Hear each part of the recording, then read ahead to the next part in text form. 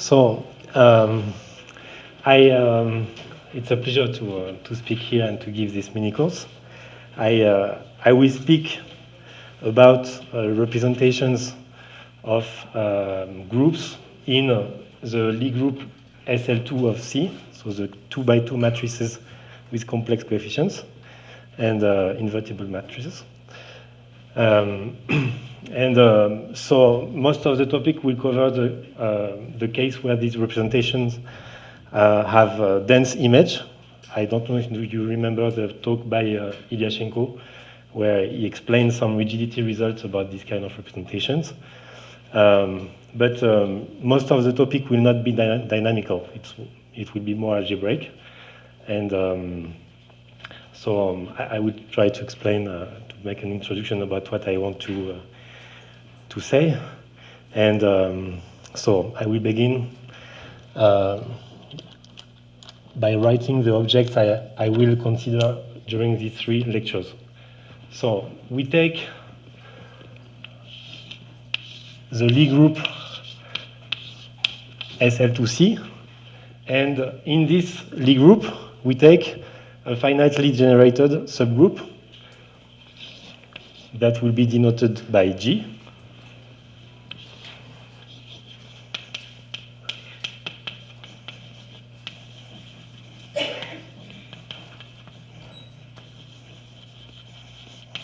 And in most of the time, this group will be marked, namely, the finite set of generators will be specified.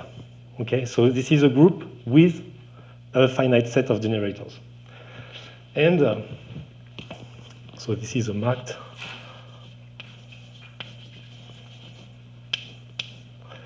finitely generated group. Okay. Then we will be interested in the following set. So the homomorphisms from G to SL2C, and sometimes, in fact, we will consider the representations in PSL2C, namely the quotient of SL2C by multiplication by plus or minus the identity, which is a little bit more richer because sometimes you have some groups which can be embedded in PSL2C but not in SL2C. But this is, you can just forget about this.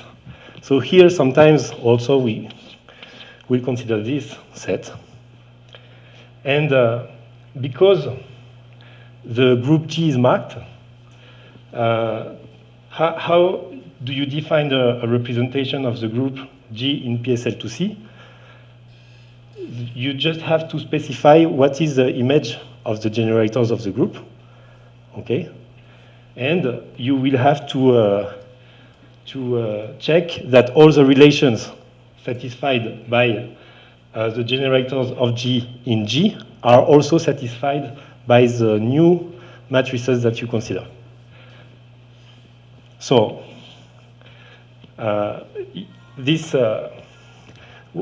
another way to say that is that this set can be naturally embedded in the product of R copies of PSL2C, where R is a number of generators. And this set is a certain subset which consists of a certain number of equations in the matrices you are considering. And these equations are polynomials. Thus, this set is an algebraic, complex algebraic manifold.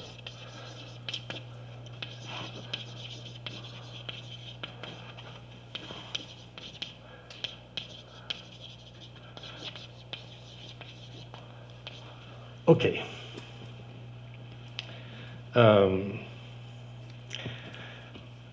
So this. So now.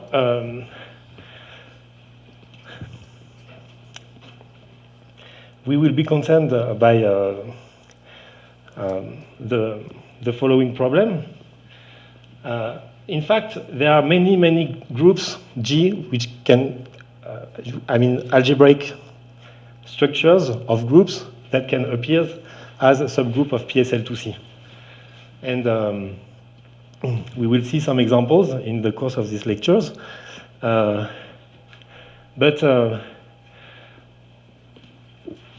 what we will try to do is, maybe a terminology that, so we will call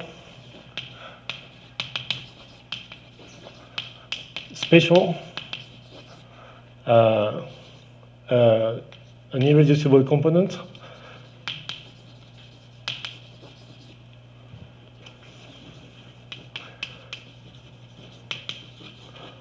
of, so that, for simplicity, I will denote it by lambda of G,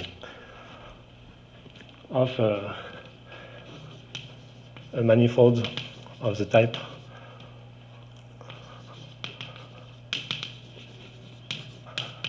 lambda of G. And what happens is that if we make kind of drawing, so here let's consider PSL2C to the power R. Then there are some regions in PSL2C that will be referred to as regions of algebraic stability, where consisting, let's say, of matrices that generates a free group.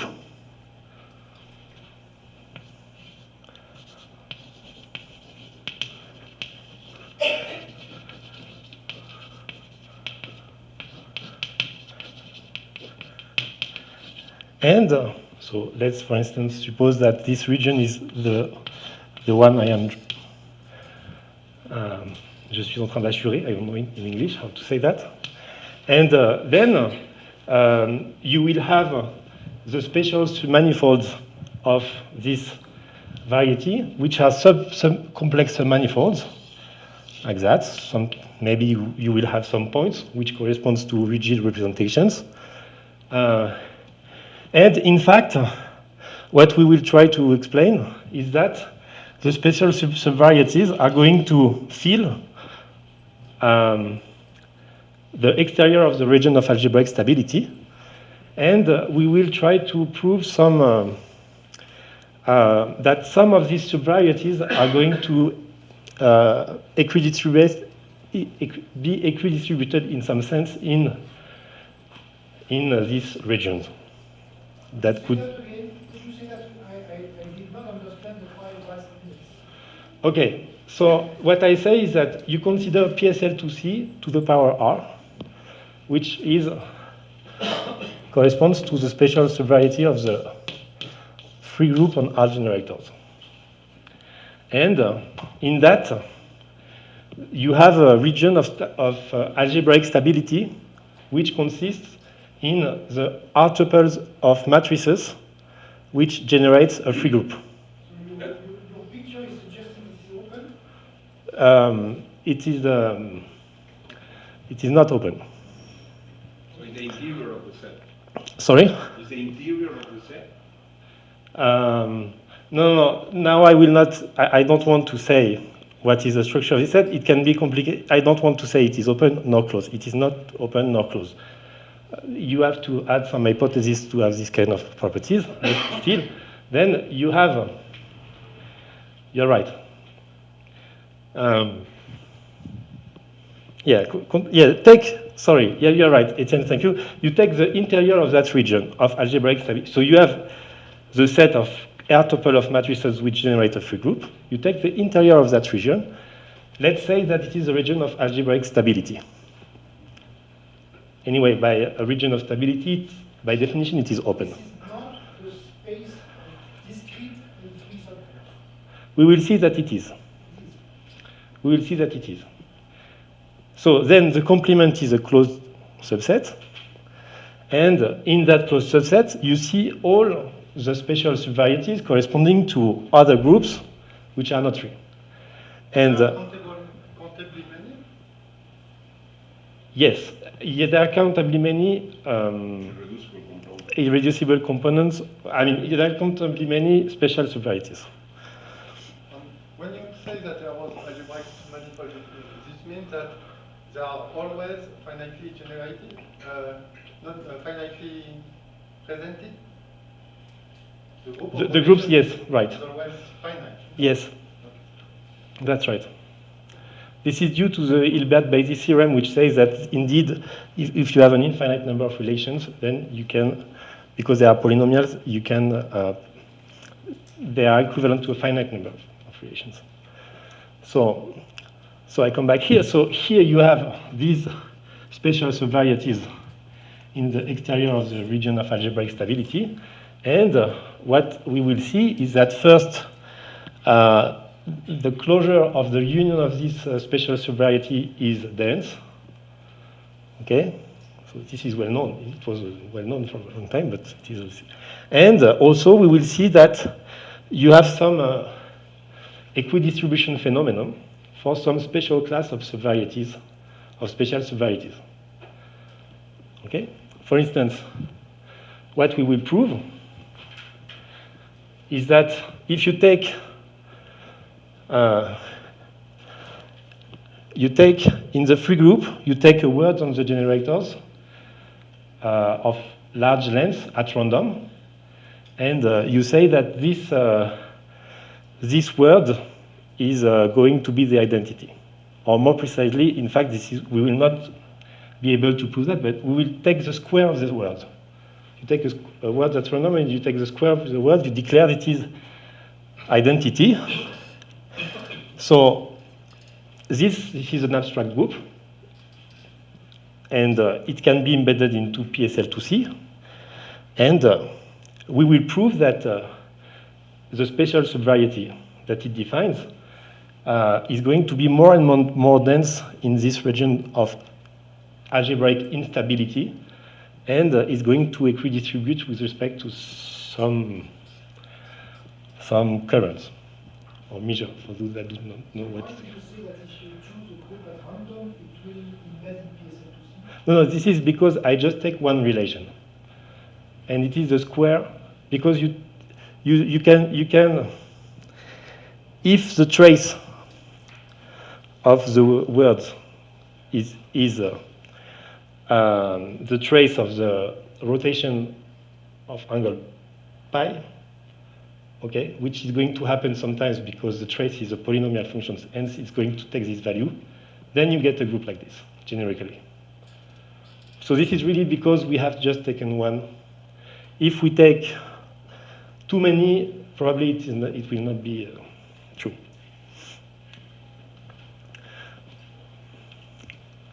So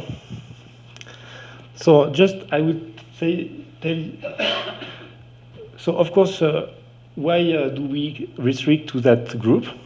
So I choose that group because first, the techniques that I will use are going to be techniques of complex analysis, and so I need a complex Lie group.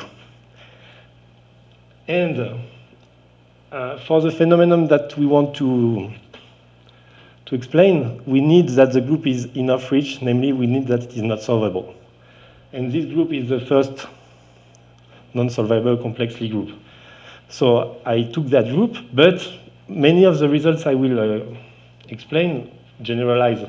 Not all, but many of them. But I wanted to be as elementary as possible. So we will stay in this setting. Now, also, I would like to explain why in the title of this mini course there were dense representations. In fact, we will mainly be concerned with representations with dense image. Because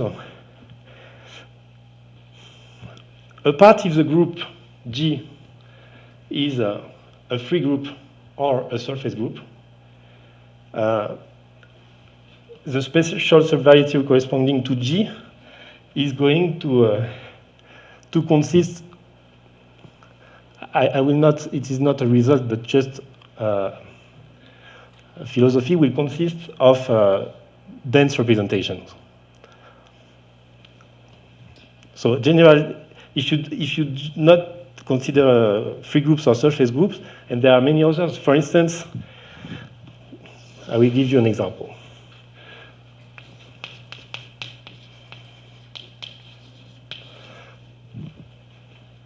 So suppose that G, so in PSL2C, it is a really rich group which contains lots of discrete ones, namely and even co-compact or of finite covolumes. These groups corresponds to hyperbolic three manifolds. So consider G, so let's say a finite covolume subgroup, discrete, a discrete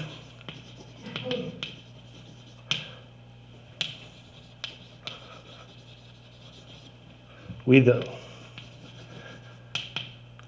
k cusps. So this means that if you consider the quotients of the hyperbolic three space, which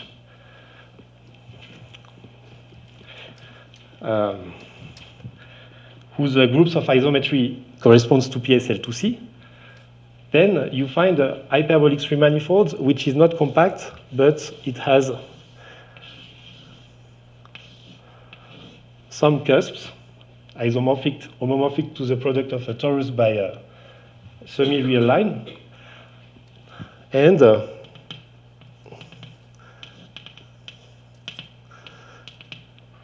core is compact.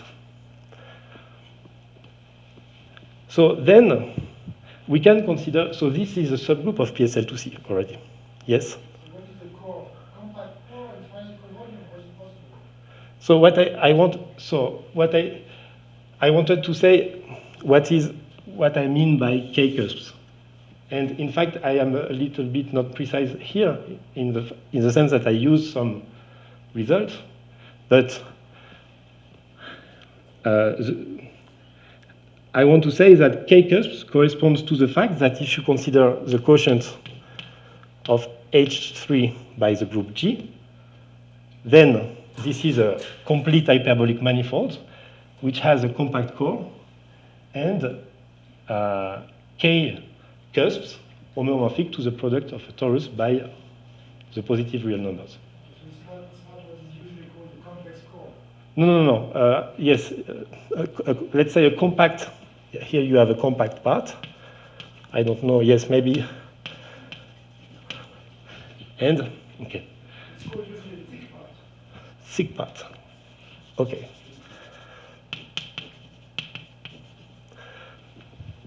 So what is interesting here is that if K is equal to 0, we know that this group is rigid by Mosto rigidity theorem. Okay?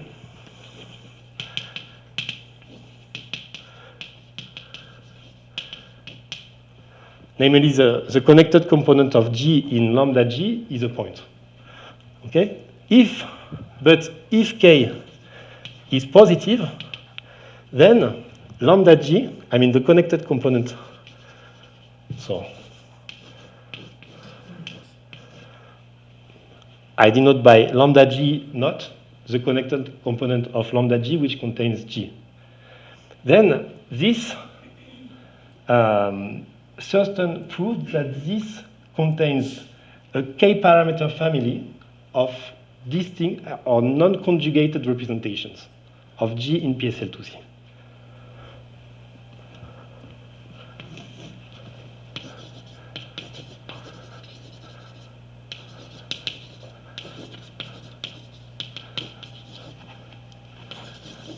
Of non-conjugated representations. And in fact, one can prove that a generic element in this K-parameter family is dense. So in this special subvariety, you will have just one discrete representation, and almost all the other ones are going to be with dense image. So that is the reason why I wanted to say that. What means dense image?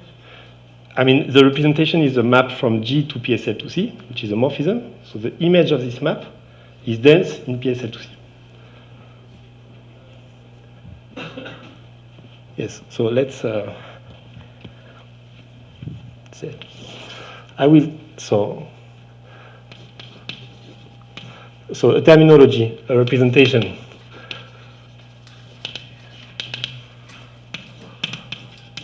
From G to PSL to C is dense if the closure of rho of G is equal to PSL to C.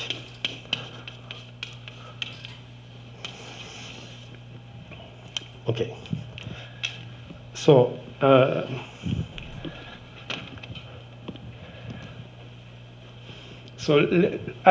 today I will not prove this equidistribution results that I announced. Actually, this result is a result that we proved with Romain Dujardin. And I think I will explain this result in the second lecture, or third lecture. And I hope that in the third lecture, I will have time for a gift to Javier. But we will see if time permits. So,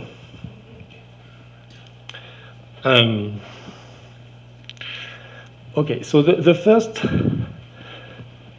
so let us denote by dr of G the set of dense representations.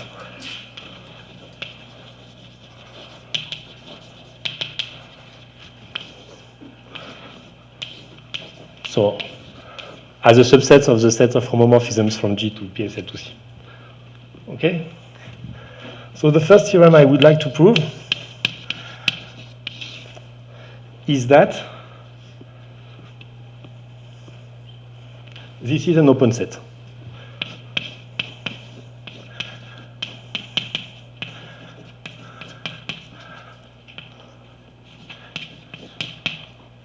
G is that group, or what group is G?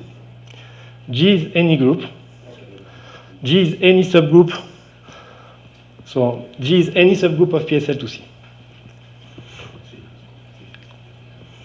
So the proof of that theorem consists in two parts. So what we want to do is the following. You take a representation which is dense. And you want to prove that if you perturb, so this representation is given by just the image of the generators. And you want to prove that if you perturb the image of the generators as matrices, then it will still be dense. So there is two steps. Step one, by perturbation,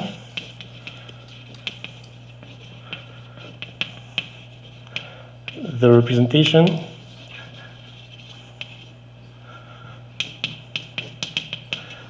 is non-discrete.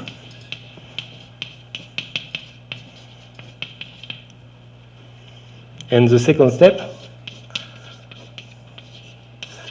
is that indeed it is dense. Okay, so let's explain the ideas to prove the first step.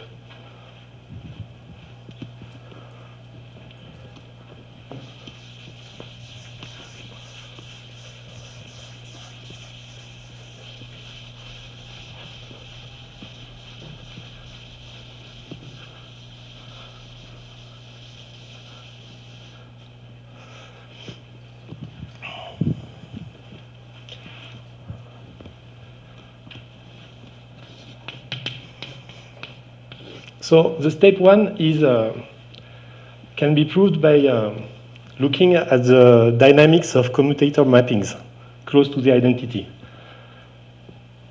So it is clear by calculus, differential calculus, that if A and B are matrices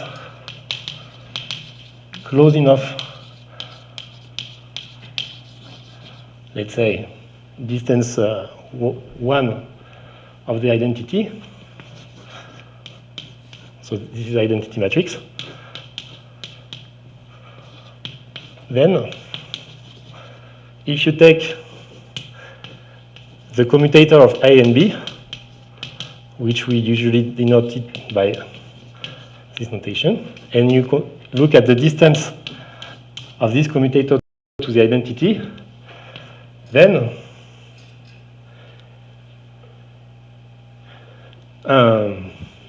it's going to be a constant time, at most a constant times the product of the distances of A and B respectively to the identity.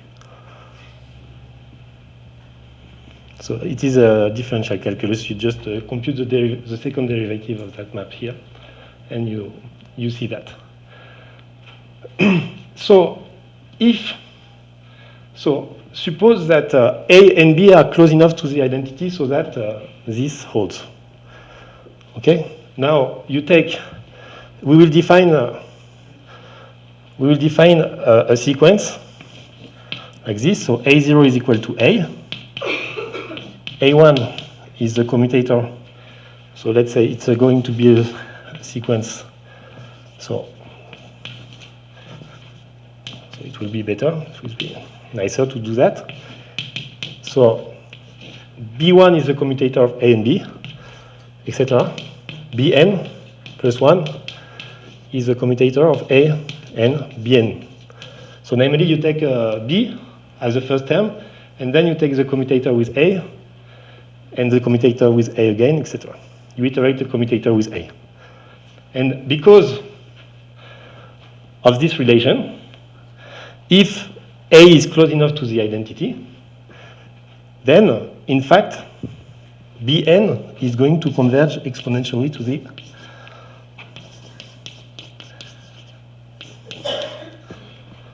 if are close enough to E. So, to prove that a group is non-discrete, we have to prove that there exists a sequence of elements of the groups which tends to the identity but is never the identity. So here we have a good method to prove that, to produce sequences that converge to the identity. But then we need a criterion that will say that in fact these matrices are not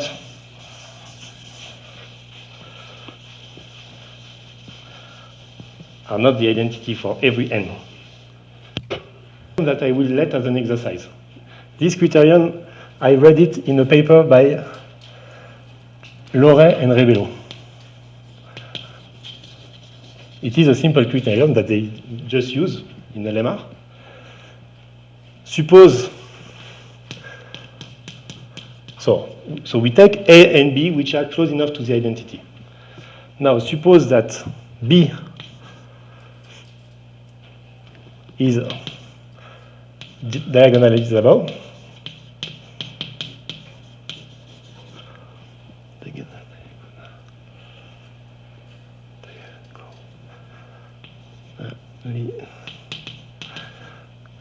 There you go.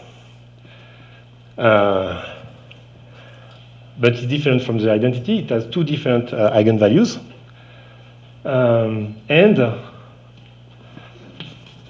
And that A and B does not commute.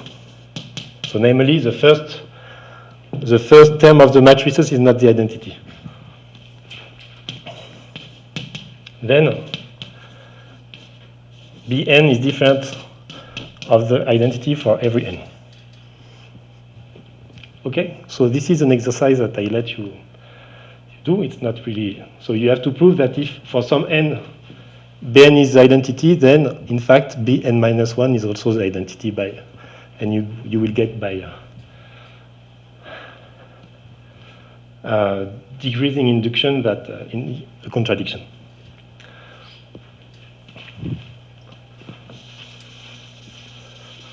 So now it is clear that from this, it is clear that if you take a representation with dense image, you will be able, because these two conditions are open conditions. If you take a diagonalizable matrix with distinct eigenvalues, then in a closed neighborhood of this, it's going to still be the case. And if two matrices does not commute, it's also will be true by little perturbations. So we can find in the image of our representation two matrices which verify these conditions. And these conditions will still be verified by small perturbations. So by applying this, so by defining the sequence for these perturbations, we will find in our perturbed representation a sequence of matrices contained in the image which converge to the identity and which are not the identity. So the image of this perturbation will not be discrete. So we have proved the step one. So now I will prove the step two. And the step two,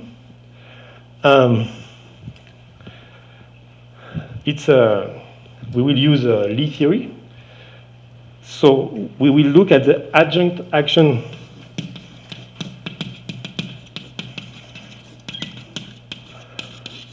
of PSL2C on its Lie algebra,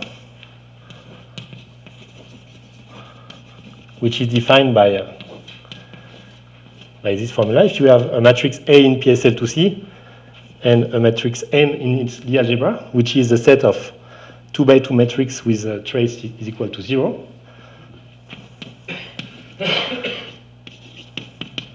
then the adjunct action acts by conjugation by A. And this is a fact that I will not prove, that this adjunct action of SL2C in its Lie algebra is irreducible, in the sense that there is no, and even irreducible on R. Namely that there is no vector space, real vector space, which is invariant by this action.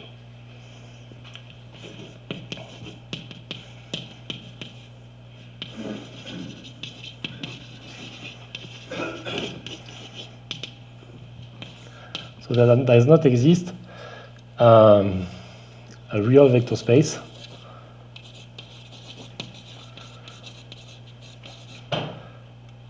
invariant by add. So this real vector space would lie in the Lie algebra. So of course, unless it is 0 or the whole Lie algebra. And I will not enter into I will not do it, but you can prove that if the adjunct action of PSL2R on its Lie algebra is irreducible, then if you look at the action of G on the Lie algebra,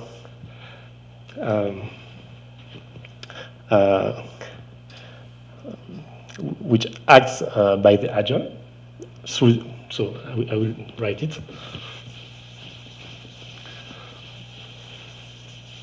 So I claim that if you consider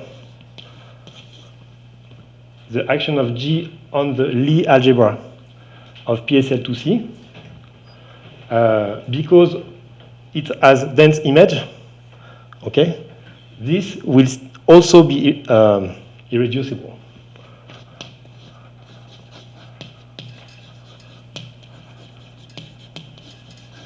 Because if there would be an invariant vector subspace, real invariant vector subspace by this one, it would also be invariant by the closure of the image of that representation, which is all the image of the adjunctation of PSL2C on its Lie algebra. And in fact, so here it is not so evident, so this is clear. But what is not so evident is that if is a small perturbation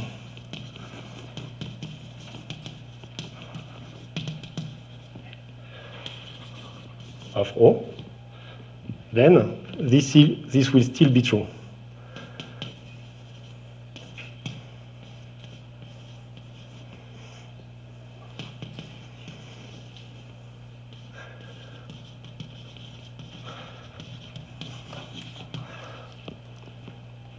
Why? Because to be irreducible means that there is no fixed point of the adjunctation when you act on the Grassmannians. Okay, on the different Grassmannians corresponding to the real subspaces of the Lie algebra. And having no fixed point is invariant by small perturbations because the Grassmannians are compact spaces. Are you using there that the representation is not discrete when you say that the proceeding with the transaction? No, here I don't. So When you say that so here I use because of course I use that because rho is dense. And here I don't use anything. Okay? So now how we conclude? So if you look, so you take a small perturbation rho prime which verifies that. So you look at rho prime of G, and we want to prove that this is dense in PSL2 of C, so we look at the closure of that. This is a closed subgroup, so this is a Lie group. Okay, and we have to prove that this Lie group is indeed the whole of SL2C, and for that it is just sufficient to prove that its Lie algebra, it's the whole Lie algebra of SL2C. Then by connectedness of PSL2C, we have what we want. But this is a subspace invariant by this representation. So sorry. So if you take the tangent space at the identity matrix of this is a vector subspace contained in the Lie algebra of SL2C, which is invariant by these representations, and because it is irreducible, it is either 0 or the whole Lie algebra, but it cannot be 0 because we have proved that the representation is not discrete, so that this group has positive dimension. Okay, so this ends the proof of that theorem.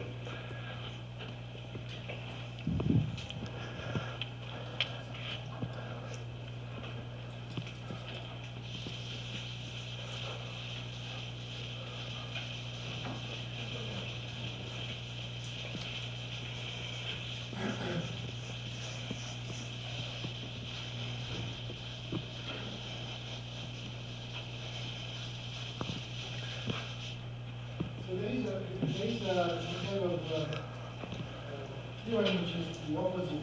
Usually discrete representations are open. Sorry, discrete representation are what? Open. Discrete? Yeah. What do you mean by open? In the spatial variety. Yes. My wife, what is the full generality for that? No. You have the theorem that the space of discrete or dense representations is open. No. Okay. So here. Okay. Theorem that I will not prove, which goes in the opposite direction. the set of faithful discrete representation is closed.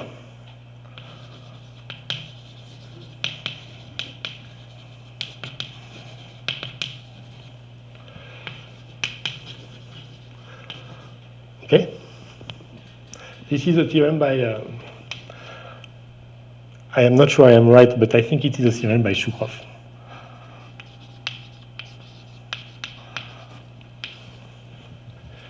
So you have a closed set. So let's say, for instance, so here I will draw some really simplifying picture. So here is a faithful discrete. So here we are in a lambda of G. And the exterior of that, most of the points are dense representation. But it can appear that there are some isolated points or something like a curve of representations, which are, for instance, non-faithful but discrete image. Okay? But by perturbation, when you will perturb that, you will see that some elements were mapped by the identity and then no more mapped to the identity, so they become non-discrete and, in fact, most probably dense. Okay, it is more clear. But if you get out the set of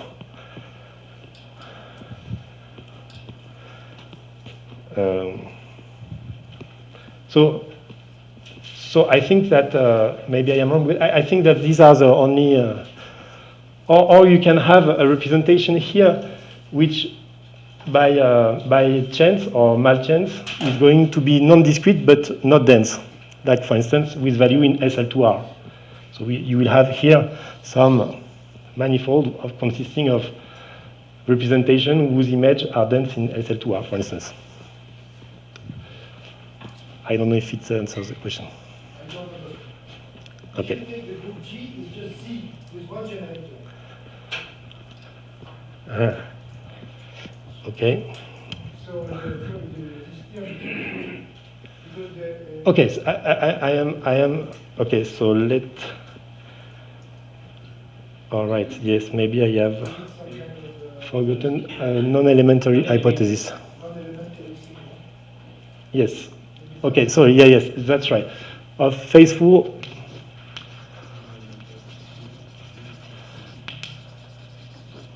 So what does mean non-elementary? That means that. Okay. So let's.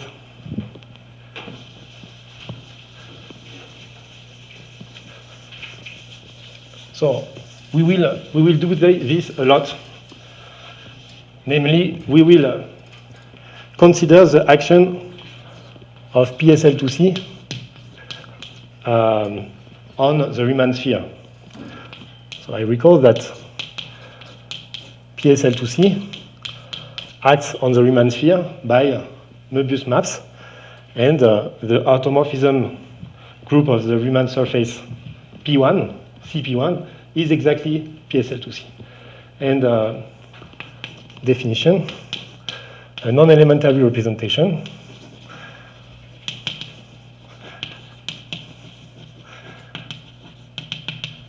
is a representation which does not preserve any probability measure when it acts on P1.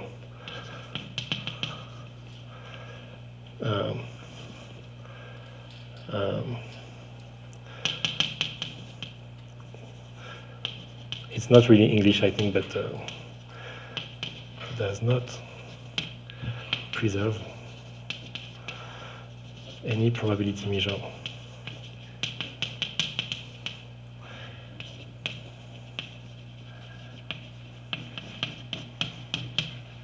Right. Yes, yes, you could have, right. Yes, sometimes even people don't speak about limit set if it is not elementary. Yeah. So that, but yes, you are right. It depends. Okay. So So these are theorems which gives you not everything, but a flavor about the decomposition of these special subvarieties into dense representation and faithful discrete, and there are something in between that I don't want to comment too much. I just comment that non-elementary representation are open also. This is clear by this definition because the fact if you have an action of a group on a space which does not preserve a probability measure, then a little perturbation of this action will not preserve also a probability measure. So, in fact, I am always thinking that the representations are non-elementary. Okay, so. So you said a set of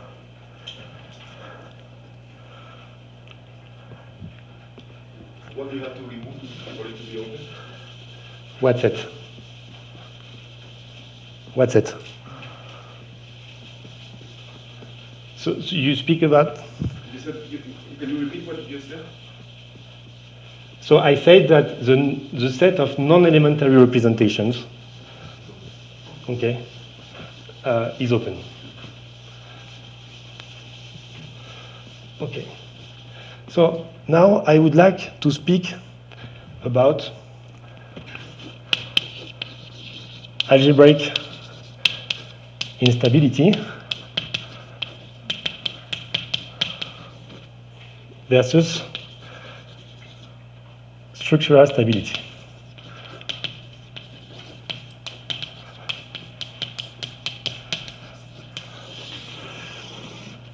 So I recall that in the talk of Ilyashenko explained that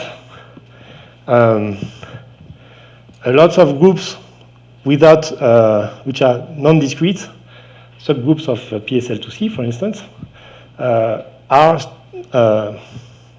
not at all structurally stable. They are rigid in a lots of different sense that he explained to us. I will just recall one of the theorems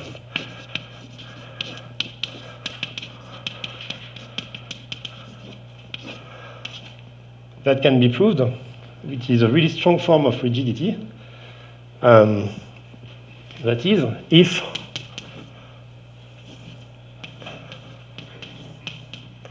if you take two representations from the group G in PSL2C are dense, then any measurable conjugacy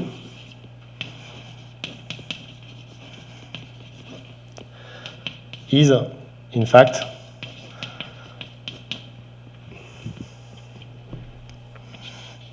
a Möbius, an element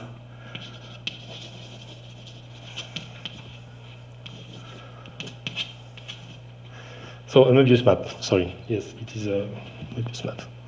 Conjugacy of the action of P1, Yes, so measurable, I will say. It's, in fact, a Möbius map, which can, I say Möbius map because eventually this map is not holomorphic, it reverses the orientation. It could reverse the orientation. Namely, if you take a representation and it's conjugate by the conjugacy, the complex conjugacy, then, of course,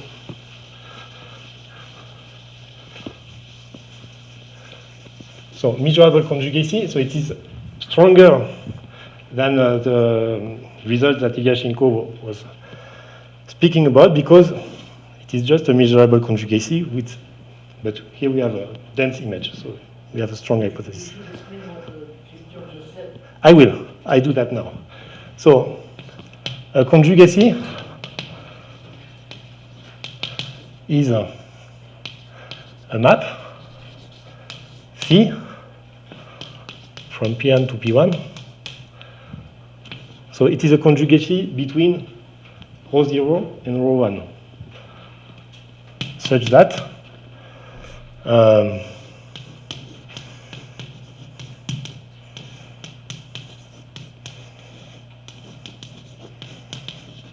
so we have the following relations for every G in the group, in our group G. And the conjugacy is said measurable if this map is measurable, continuous or topological if the map is topological, and so on.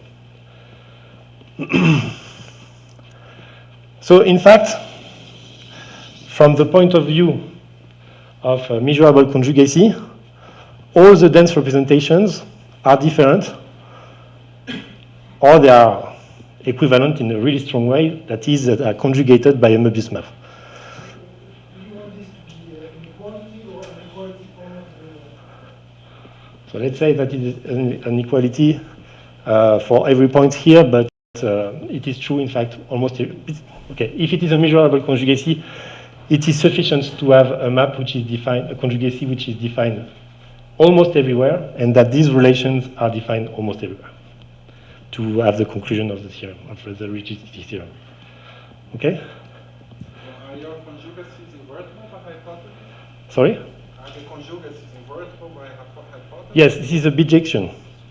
It is a bijection. Sorry, yes. Is a bijection. Right. So, I will not speak a lot about dynamics, so I will just say that because we will need to have that in mind, that dense representations are really rigid in a dynamical sense.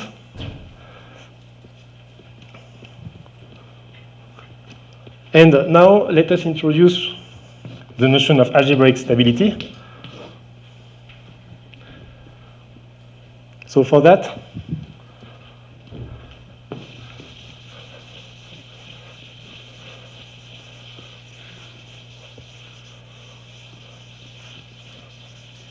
okay. Let's say, okay, we try. So a representation. So the idea is that a representation is algebraically stable. If you perturb this representation, then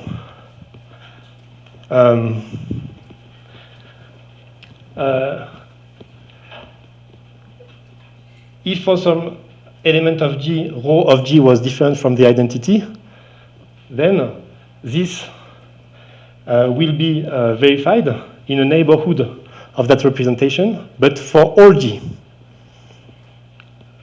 Namely, the algebraic structure of the image of G does not change in the neighborhood of the representation.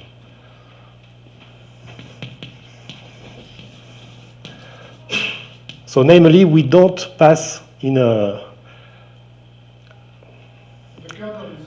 The kernel is fixed. Yes, this is exactly. Yes. So in other words, you don't pass in a spatial subvariety of dimension less than the spatial subvariety where we were.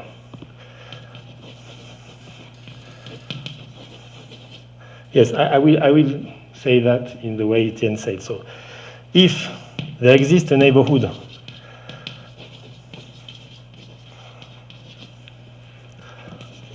of rho in which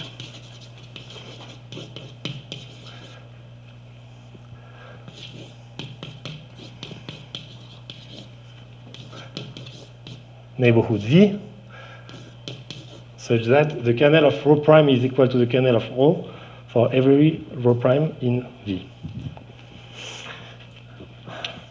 Okay. Now I will state a theorem that I proved by Sullivan.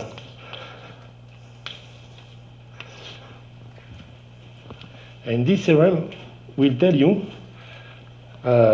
one of the first statements that I announced in the beginning, namely that the union of all these spatial subvarieties is dense in the exterior of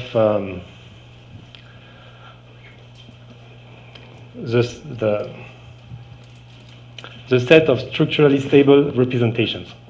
So let me state this theorem. how I have to state it.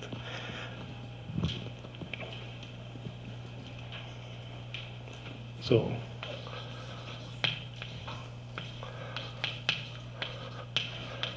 we start with a non-elementary representation.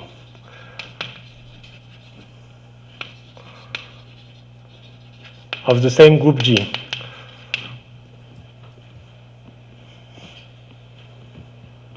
So this theorem is going to say that algebraic stability is the same as structural stability. Okay? Structural stability means that there exists a neighborhood of the representation such that every representation in that neighborhood are topologically conjugated to the representation you started with. Okay? And it is clear that structural stability implies algebraic stability because the representation up to homeomorphisms are the same. So the image of the group, you can just think of the image of the group as being as a subgroup of homeomorphism of the sphere. And this subgroup does not change up to conjugacy. So the algebraic structure is the same. What is not clear at all is that the converse is true. Namely, if you have algebraic stability, then in fact, you are structurally stable.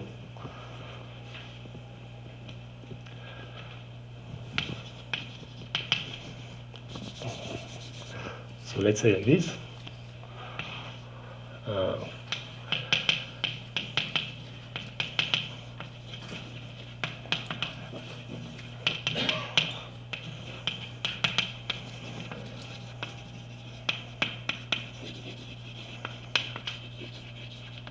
And in 3 minutes, I will try to explain you the proof.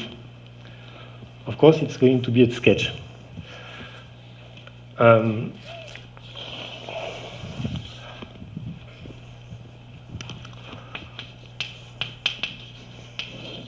So the proof is based on the notion of holomorphic motion of a set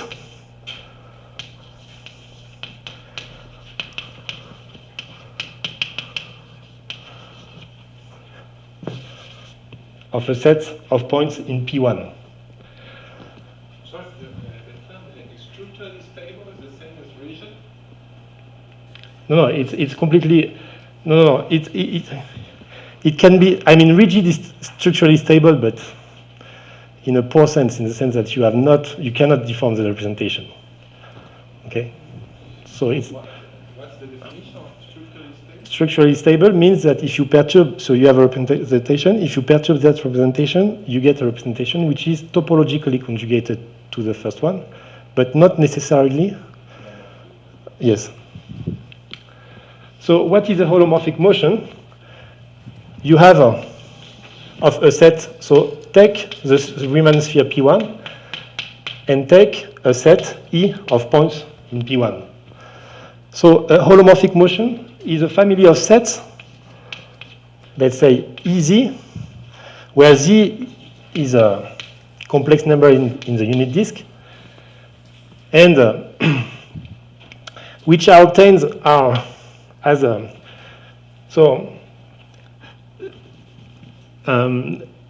which are exact in bijection with the set E, and such that the bijection corresponding to the point Z moves holomorphically. So namely, you have a family of points which depends on a complex parameter, and this family of points moves holomorphically in the Riemann sphere, and they never collapse. So two points never collapse for Z in the disk. So this is the definition of a holomorphic motion. And there is a remarkable and simple result which is called the lambda lemma, which is due to Magnier-Sade-Sullivan.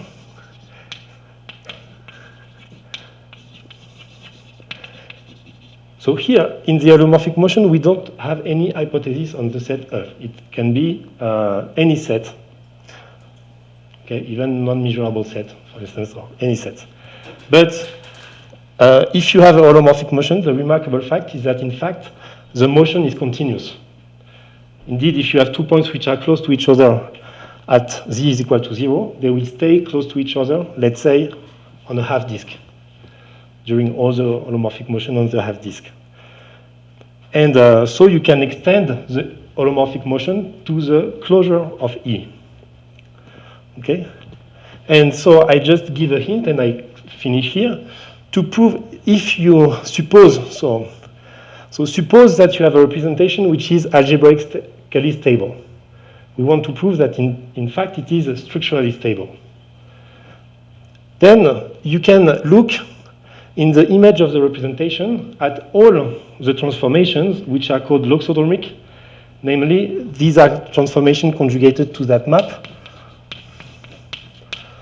with lambda in modulus different from 0 and 1, and which are 2 points, 2 fixed points on the Riemann sphere. One is repelling, the other is attracting. And it is quite easy to prove that if you have algebraic stability, then if at some parameter you have a loxodromic transformation, then it will stay loxodromic on all the open set of algebraic stability.